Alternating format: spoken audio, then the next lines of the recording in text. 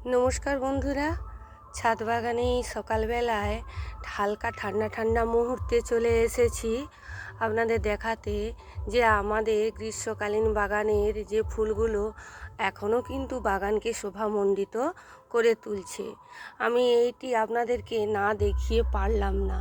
কাল কিন্তু আরও অনেক বেশি ফুল ফুটেছিল, আজকে যাই হোক মোটামুটি ফুল ফুটেছে, কিন্তু এত সুন্দর লাগছে এই ফুলগুলোকে।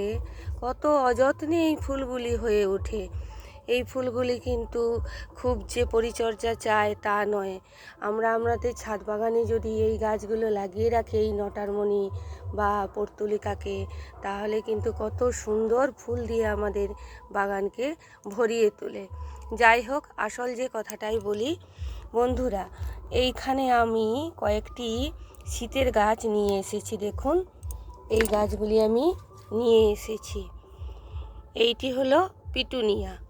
আপনারা জানেন যে শীতকালে কিন্তু এরকম ঝাঁকে ঝাঁকে একমাত্র ফুল পিটুনিয়াই দিতে পারে।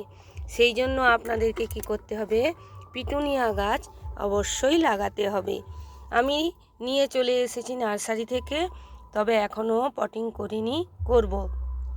কিন্তু কথা হচ্ছে গিয়ে আপনারা নিজে থেকে পিটুনিয়া গাছ কিন্তু চিনতে পারবেন না।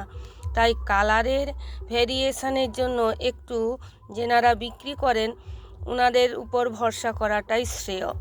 ওনারা দেখে বলে দেবেন যে কোনটা, কারণ ওনারা যেহেতু গাছ বিক্রি করেন ওনারাই ভালো মতো চেনেন। আমরা কিন্তু অতটাও চিনতে পারবো না।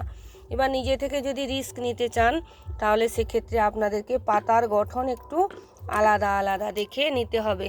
না হলে হয়তো আপনার কাছে শুধুই সাদা, শুধুই লাল হয়ে যাবে।